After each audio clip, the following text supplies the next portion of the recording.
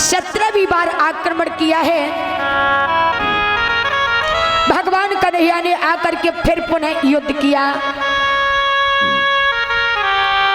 इधर भगवान जरासंध को देख करके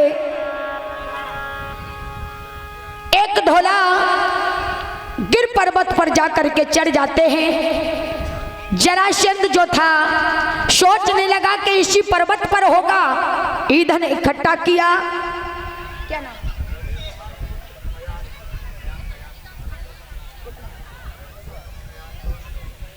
और ये 101 मुद्राएं हैं। रवि कुमार भैया के सुपुत्र जी हैं आयांश, छोटा सा बेटा है। परमपिता परमात्मा के चरणों में अपने हाथों से लक्ष्मी को अर्पण करता है। परमपिता परमात्मा सद्बुद्धि प्रदान करता रहे। तो भगवान कन्हैया पर्वत पर चढ़ जाते हैं। जरासंध जो था ईंधन एकत्रित करा करके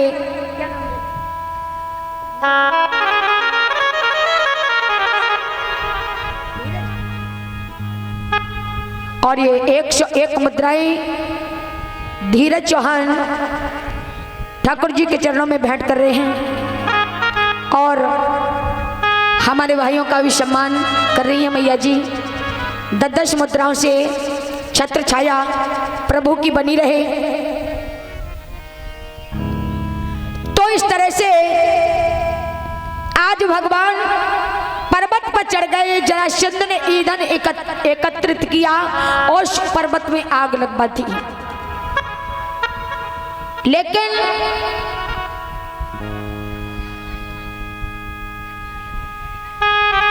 पर्वत पर आग लगवाने के बाद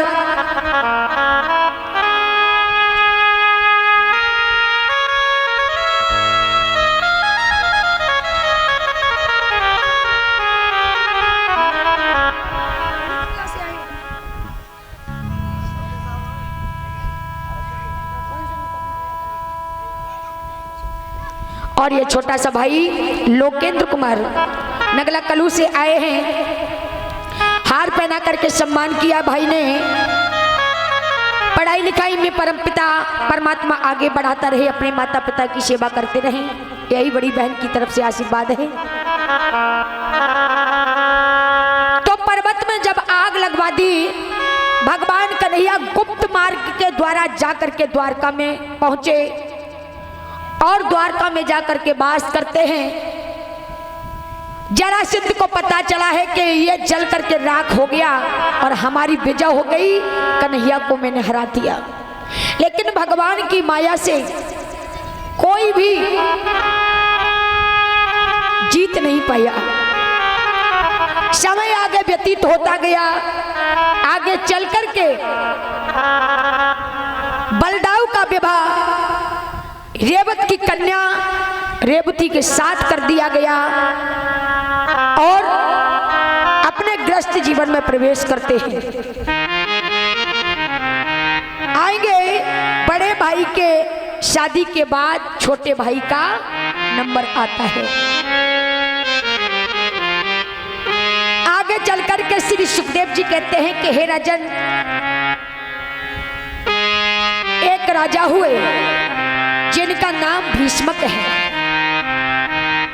मेरी माता बहनों, इस भागवत महापुराण में रुक्मिणी के पिता का नाम तो दिया गया है, लेकिन मैया का नाम नहीं दिया गया।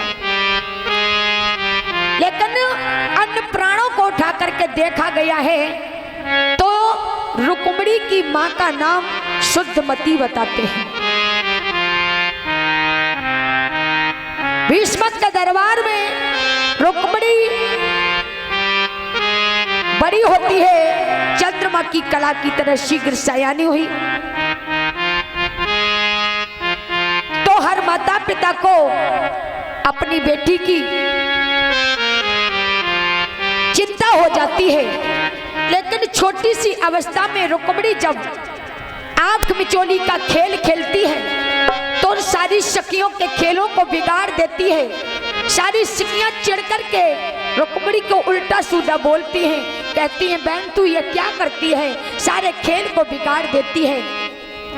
और सखियों के बीच में खेलती खेलती रुक्मिणी एकदम से शीघ्र सयानी हुई। लेकिन कुछ दिनों के बाद संत मंडली जो थी, संत मंडली भगवान कन्हैया का गुणगान करती करती आज विदर्भ देश में जा रही थी। विदर्भ देश में पहुंची है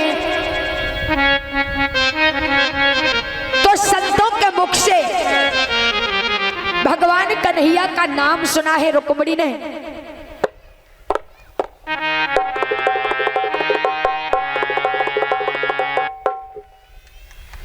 और इसी बीच में ये छोटी बहन काजल, नाम तो अच्छा है, जो आंखों में सजा के रखा जाता है, सबने सजाया है।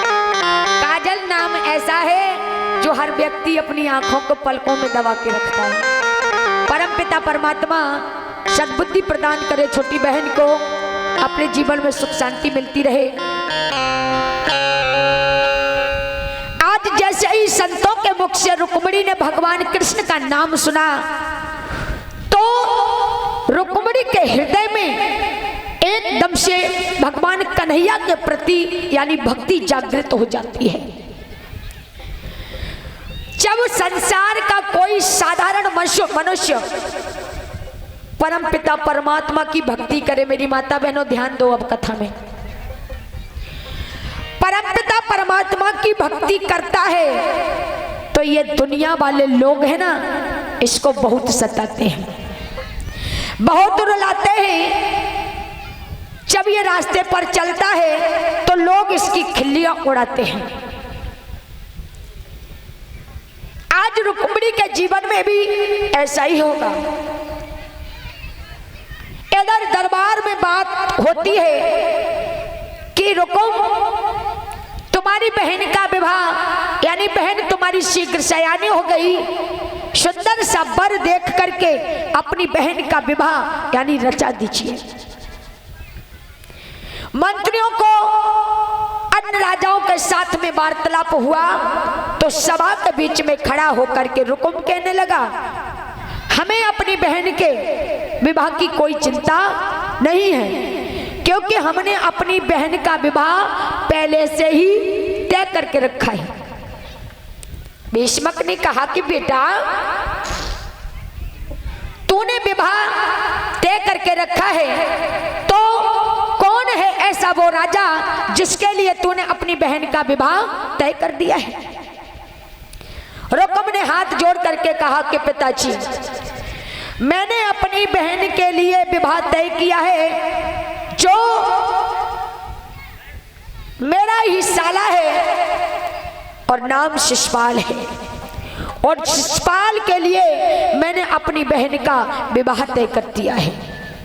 ओहो, इतने शब्द सुने तो भीष्मक आज कहते हैं रुकुम बहुत ही क्रोधी स्वभाव का था, कुछ नहीं कह पाए, बिना कुछ सोचे बेचारे शिशुपाल के लिए रुकुम ने पत्रिका लिखी है। और उसी बीच में छोटा भाई कहने लगा कि भैया ये तो तुम गलत कर रहे हो, यदि शिशुपाल के साथ शादी न करके हम अपनी बहन का विवाह भगवान कन्हैया के साथ रचा दें तो अति उत्तम रहेगा। और भगवान कन्हैया की बात जब सुनी तो रुकुम क्रोध में आ गया, क्रोध में आकर के कहने लगा है,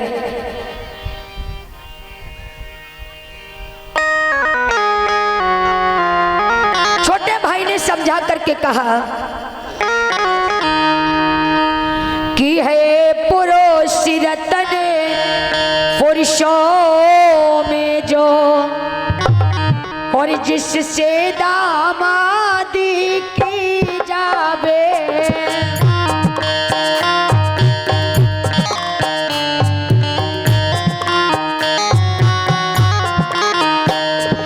पुरुष रतन पुरुषों में जो,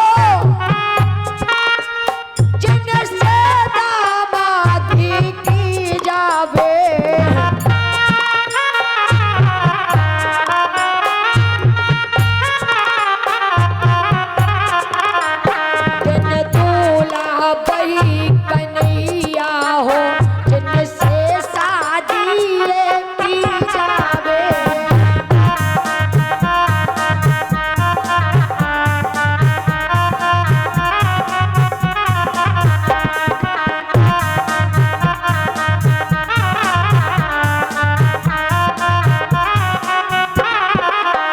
रुकम कहने लगा है कि हे भैया मैं ऐसा नहीं करूंगा।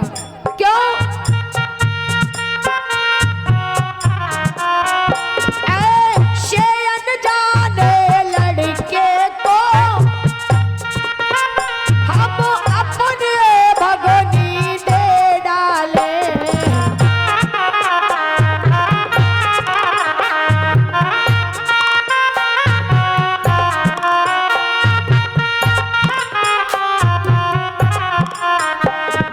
कुछ उसकी प्रभुताई हो और ना कुछ उसकी प्रताई हो, हम अपनी नाक कटा डाले।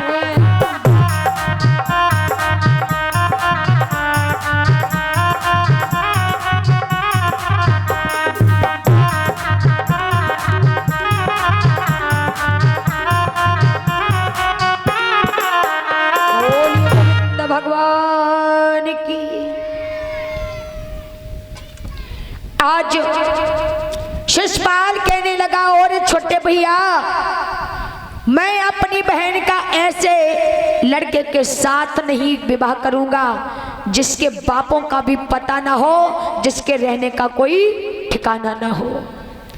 कभी वो वसुदेव का पुत्र बन जाता है तो कभी नंद बाबा का लड़का कहलाता है, कभी गोपी और ग्वालों का झूठन खाता है तो कभी मथुरा में जाकर के वास करता है।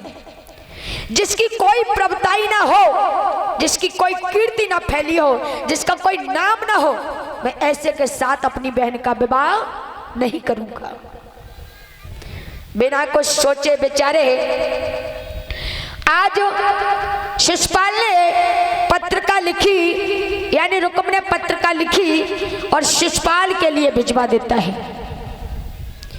उधर शिषपाल पत्रिका को पाकर बड़ा खुश होता है और खुश होकर के अपनी भाभी से दूल्हा बनने के लिए कहता है। और बेचारी भाभी जो है दूल्हा बनाने के लिए तैयार होती है, लेकिन उससे पहले पूछती है कि हे लाला तुम्हें इतनी जल्दी विवाह करने की कौन सी खबर मिली जो किसके साथ तुम विवाह करने के लिए जा रहे हो। शिषपाल ने बताया कि मेरा विवाह रुक्मिणी के साथ होने के लिए जा रहा है। जो रुक्मिणी की बात कही तो आज शिषपाल की भाभी कहने लगी का पागल हुई है। क्यों? भाई के लिए बहन एक लक्ष्मी के समान होती है। भाई के लिए बहन एक लक्ष्मी के समान होती है, लेकिन बहन की जो ननद होती है वो महालक्ष्मी के समान होती है। तुम ऐसा पाप करोगे? शिषपाल कहने लगा ओ भाभी मैं तुमसे ये प्रवचन सुनना नहीं चाहता, पहले मुझे दूल्हा बना करके तैयार करो, मैं बारात को लेकर के जाना है। बेचारी भाभी जैसे ही दूल्हा बनाने के लिए चलती है तो अनेक तरह के अशकुन होने लगे हैं, लेकिन फिर भी समझाती है। लेकिन कहने का मतलब यह है जब किसी व्यक्ति का पतन होने के लिए जाता है, जब किसी व्यक्ति का पतन होने के लिए जाता है तो व्यक्ति कभी अपने बुजुर्गों की बात को नहीं मानता है। पतंगा जब मरने के लिए जाता है तो बार बार अग्नि की ज्वाला से जाकर के लिपटता है और जल करके राख हो जाता है। आज शिषपाल के जीवन में भी यही होने के लिए जा रहा है। इधर रुक्मिणी की सखियां जो थी आज दौड़ करके रुक्मिणी के पास पहुंची। रुक्मिणी के पास पहुंची और कहने लगी अरे ओ बहना तू ऐसा कर आज मेरा मुंह मीठा करा दे। क्यों? क्योंकि तेरी शादी तय हो चुकी है और इस खुशी में तुझे आज मेरा मुंह मीठा कराना पड़ेगा। रुक्मिणी कहने लगी बहना ऐसी जल्दी क्या है और क्यों इतनी जल्दी कर रही हो? अगर समय आ जाएगा तो मैं तुम्हारे तुम्हारा अवश्य ही मोह मीठा कराऊंगी, लेकिन ये तो बता दे मेरा विवाह मेरे भैया ने किसके साथ तय कर दिया है। सखियों ने बताया कि हे मेरी बहन, तेरा विवाह तेरे भैया ने अपने ही साले यानी शिशुपाल के साथ तय कर दिया है। और जो इतनी बात रुक्मिणी ने सुनी तो आज उसके पैरों तले जमीन धसक जाती है। कहने लगी ऐसे दुष्ट के साथ मेरा विवाह? हे सखी, अगर ऐसा हुआ तो मैं जिंदा नहीं रहूंगी। उसी समय क्योंकि मैंने अपना पति मन ही मन में भगवान कन्हैया को स्वीकार कर लिया है, अगर कन्हैया के साथ विवाह नहीं हुआ तो ये भगवान कृष्ण की दासी अपने प्राणों को त्याग देगी। मेरी माता बहनों, ये शादी एक साधारण मनुष्य की नहीं है। इस कथा को सुनकर कोई भी बहने अपने मन में ये निगेटिव सोच न लाए कि भगवान ने ऐसा किया, भगवान ने ऐसा किया। ये कथा हम सबको ये बताती है ये भक्त और भगवान का मिलन है, ये भक्त और भगवान का मिलन है, ये जीव और आत्मा का परमात्मा का मिलन है, ये साधारण शादी नहीं है। ये कथा हमको सिखा रही है जैसे कोई भगवान का भक्त हो, संसार के लोग भगवान की भक्ति न करने दें, तो ये शिक्षा हमको देती है ये वाली कथा कि आप भगवान को पाने के लिए अपना परिवार छोड़ सकते हो। जो भगवान की भक्ति में विघ्न डाले, चाहे वो माता हो, चाहे वो पिता हो, चाहे वो भाई हो, तो अपने परिवार का त्याग करना कोई गलत बात नहीं बताई गई। ये मेरे वेद और पुराण भी कहते हैं। भगवान की भक्ति पाने के लिए आप कुछ भी कर सकते हो, लेकिन भक्ति हो सच्ची, ये दिखावा नहीं होना चाहिए। तो आज जैसे ही रुक्मिणी ने सुना है कि मेरा विवाह शिशुपाल के साथ होने के लिए जा रहा है, तो उसी समय भगवान को याद करती है। लेकिन परीक्षित महाराज, श्री सुखदेव जी कहते हैं जैसे कोई रास्ता भगवान की भक्ति करने वाला कोई भक्त अपनी रास्ता में भटक रहा हो और उसे भगवान का ठिकाना ना मिल रहा हो, तो उसको सद्गुरु की शरण लेनी पड़ती है। यदि भटकता हुआ भगवान का भक्त सद्गुरु की शरण ले लेता है तो उसकी भक्ति की रास्ता सरल हो जाती है। रुक्मिणी ने एक सुदेव नाम के ब्राह्मण की शरण ली है। सुदेव नाम के ब्राह्मण को बुलाया और हाथ जोड़ करके रुक्मिणी कहने लगी है कि हे प्रभु,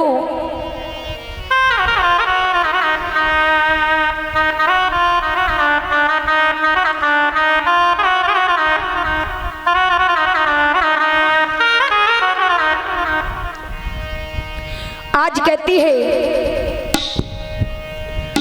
कि ध्वजराज तुम्हारी बेटी हो,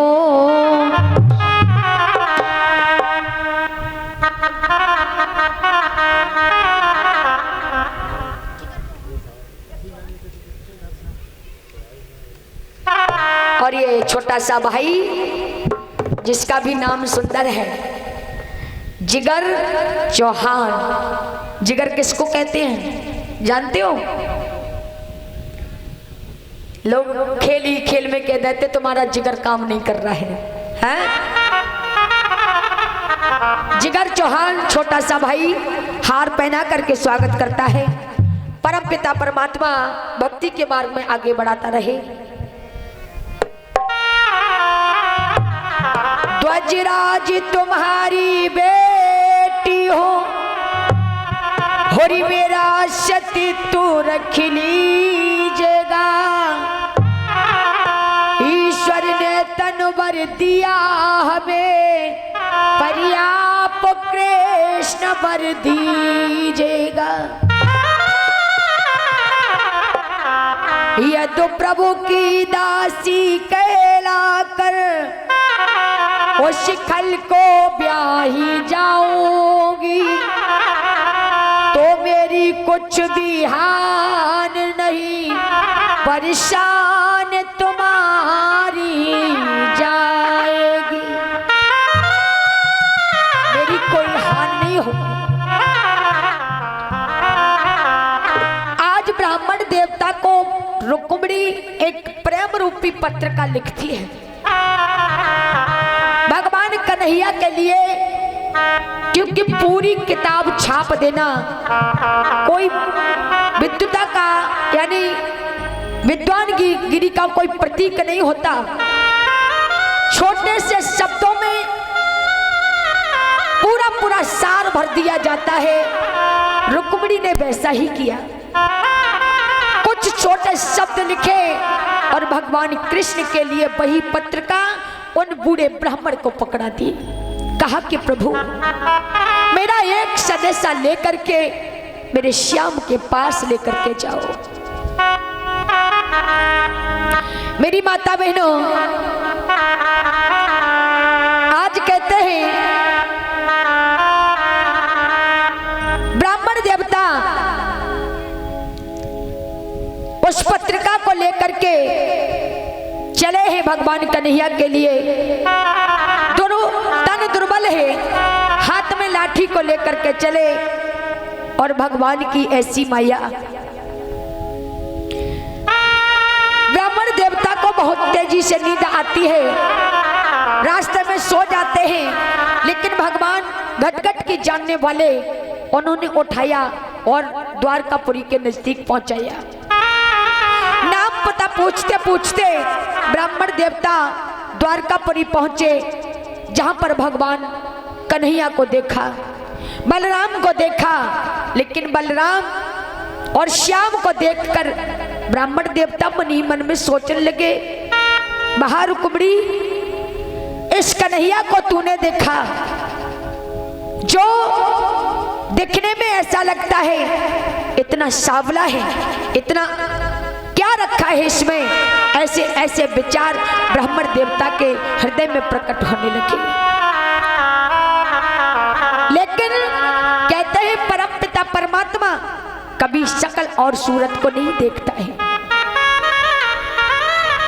जब भगवान भक्त और भगवान का मिलन होने के लिए जा रहे, रात्रि हुई, भगवान कन्हैया ने ब्राह्मण देवता का जिस तरह से सम्मान और स्वागत किया जाता है, ईश्वर होकर भी उन्होंने भी सत्कार किया।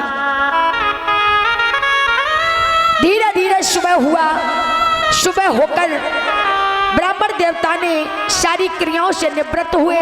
उसके बाद कहा कि कन्हैया सलाह बनाने लगे।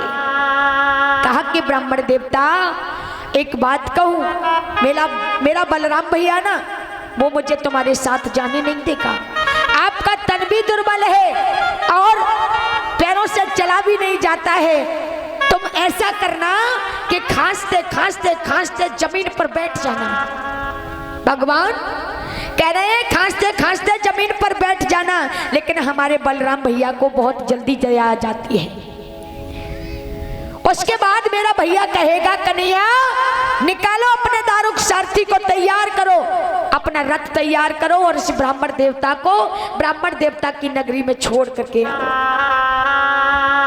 भगवान के कहने पर ब्राह्मण देवता ने ऐसा ही किया और इधर बलराम ने आज्ञा दी है तो भगवान कन्हैया आज कहते हैं विदर्भ देश के लिए उन ब्राह्मण देवता को बिठाल करके चलते हैं।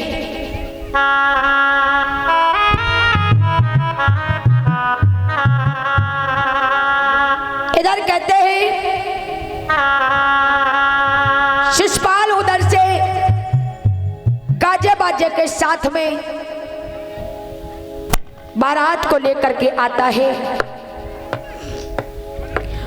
और उधर रुक्म भी संदेशा भिजवा देता है कि यहाँ पर कन्हैया के आने की आशंका है, तुम बारात ही बारात लेकर के मत आना, यहाँ पर योद्धाओं की भी जरूरत है। बहुत सारी सेना को साथ में लेकर के आना मेरी माता बहनों एक बड़ी सुंदर बात है। श्री सुखदेव जी कहते हैं कि एक बार बिटिया की जब शादी होती है, एक व्यक्ति ने अपनी लड़की की शादी रचाई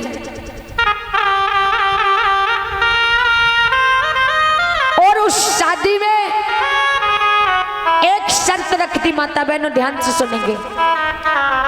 एक शर्त रख दी कि इस शादी में सब जवान ही जवान आए, यानी बुढ़ा एक भी नहीं आएगा, बुढ़ा एक भी नहीं आएगा। उस व्यक्ति ने अपनी बेटी का विवाह तय कर दिया। लड़के वालों के यहाँ पर संदेशा भिजवा दिया कि लड़के ही लड़के आएंगे। लड़के ऐसे होते हैं जगह जगह पर लड़ जाते हैं, उनको लड़के कहते हैं। लड़के ही लड़के आएंगे और बुढ़ा एक भी नहीं आएगा। दोनों पक्षों से विवाह तय हो गया और उधर बारात तैयार हुई तो लड़कों ने कहा को कोई बुढ़ा नहीं जाएगा, बारात में हम लड़के ही लड़के जाएंगे।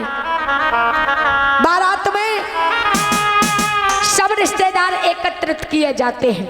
मेरी माता बहनों सब एकत्रित किए जाते हैं तो सारे रिश्तेदार आते हैं, नाना मामा फूफा बुआ सब आते हैं। बारात तैयार हुई और बारात जैसे ही चलने के लिए चली तो वहां पर कहने लगे उनके लड़के का नाना ना जिसके शब्दों में कभी ना ना हो उसको कहते हैं नाना है। नाना बोला भाई बारात को तो मैं जाऊंगा चाहे कुछ भी करना पड़े। लड़के बोले कहाँ जाओगे? अब नाना ने कहा कि अगर मुझको ले जाना है ना तो ऐसा करो,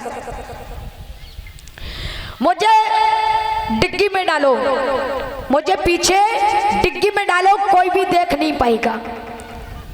लड़कों के दिमाग में बात है, लड़कों के दिमाग में बात आई तो नाना को डिग्गी में, गाड़ी की डिग्गी में डाल लिया।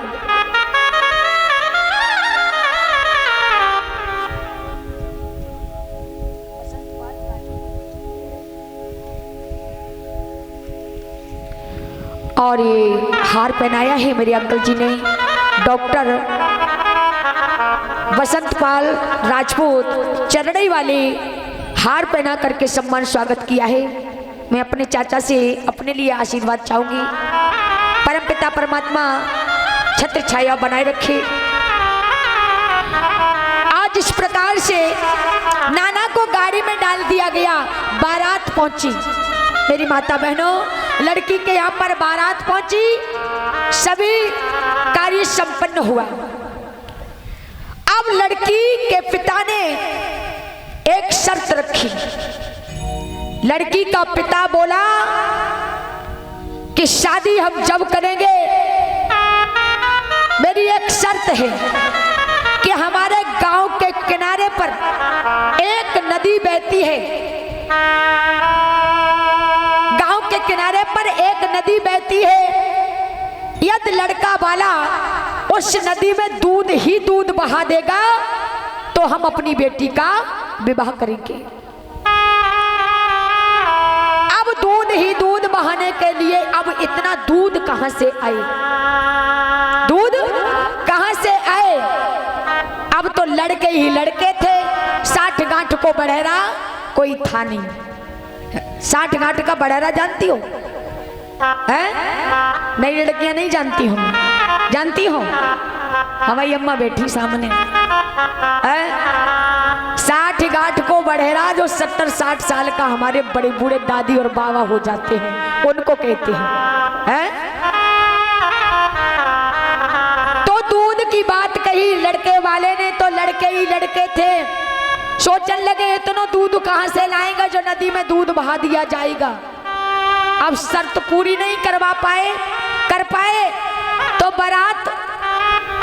वापस जाने लगी, बारात जब वापस जाने लगी तो एक लड़का उसमें से बोला, ए भैया अब तो बारात तो वापस जा ही रही है, शादी तो हो नहीं पाई, अब नाना को क्यों घुटाई दे रही हो डिग्गी में, अब नाना को निकालो।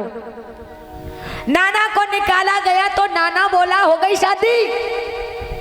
तीसरा बेटा बोला शादी कहां से हो जाएगी, शर्त ही ऐसी रख डाली है लड़की के पिता ने। नाना बोला कौन सी शर्त ऐसी है जो तुमने पूरी नहीं कर पाई, कौन सी शर्त है? लड़कों ने बताया कि लड़की के पिता ने कहा है कि नदी में दूध ही दूध बहा दिया जाए तब मैं अपनी बेटी का विवाह करूंगा। नाना बोला बस इतनी सी बात के पीछे तुम बारात लेकर जा रहे हो वापस, तभी तो कहते हैं कि बुढ़ों की जरूरत होती है? जाओ लड़की के पिता से जाकर के कह दो कि नदी का पानी तुम खाली करवा दो और दूध हम बहा देंगे। बोलिए गोविंद भगवान की। तो यहाँ कहते हैं कि ना नदी का पानी खाली होगा और ना दूध बहा पाएगी। तो 60 गांठ के बड़ेरन की बहुत जरूरत होती है, क्योंकि लड़के में होता है जोश और बुढ़ों में होता है होश। बुढ़ों में होता है होश और लड़कों में होता है जोश, और जोश में आदमी होश खो बैठता है, उनको ज्ञान नहीं होता। बोलिए बाके बिहारी लाल की। और इसी तरह से उधर से शिशुपाल गाजे बाजे के साथ में जरासंध आदि राजाओं को लेकर के आता है। इधर भगवान कन्हैया ब्राह्मण देवता के साथ में आ रहे हैं, लेकिन उधर महलों में सखियों के साथ में रुक्मिणी भगवान को याद करती है।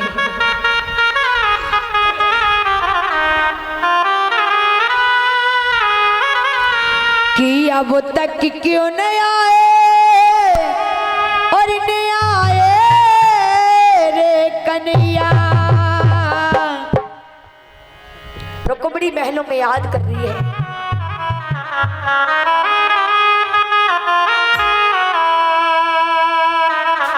कि अब तक क्यों नहीं आए